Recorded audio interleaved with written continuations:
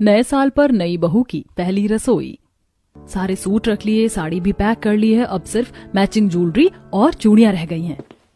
लगता है जोरों शोरों से पैकिंग चल रही है मैडम की। अरे अंजलि तू, अच्छा हुआ तू आ गई। चल अब जल्दी से पैकिंग में मेरी मदद करवा।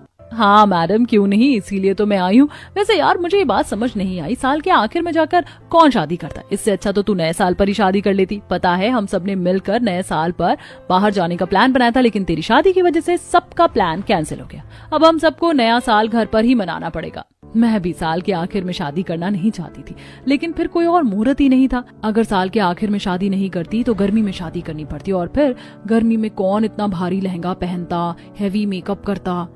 वो तो है, लेकिन वैसे तूने जीजू से पूछा कि वो नए साल पर तुझे कहाँ ले जाएंगे? आफ्टर ऑल शादी के बाद ये तुम दोनों का पहला नया साल होगा।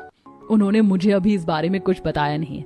लगता है शायद कोई सरप्राइज हो, कहीं बाहर ले जाएं या घर पर ही कोई बड़ी सी पार्टी हो। तुझे पता है मैंने तो नए साल के लिए एक अच्छी सी ड्रेस भी ले ली है, मैं तुझे अभी दिखाती हूँ।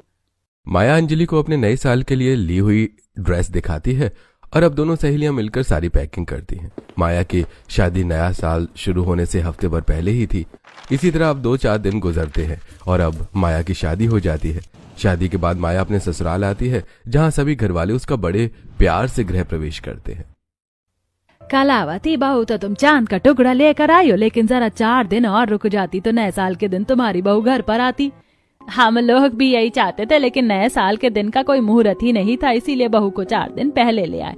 और अच्छा ही है, अब हम सब बहू के साथ मिलकर नया साल मनाएंगे। पता है भाभी, मैंने तो नए साल के लिए ढेर सारे पटाखे भी ले लिए हैं। दोनों देवर भाभी मिलकर पटाखे जलाएंगे और सभी मोहल्ले वालों को रात भर परेशान करेंगे। अपने देवर आशीष की बात सुनकर माया हंसने लगती है और अब ऐसे ही शादी का दिन गुजरता है। अगले दिन होते ही माया अपने पग फेरे की रस्म के लिए अपने मायके चली जाती है। सब हीटर चलाकर बैठे थे, जहां माया की मां ममता।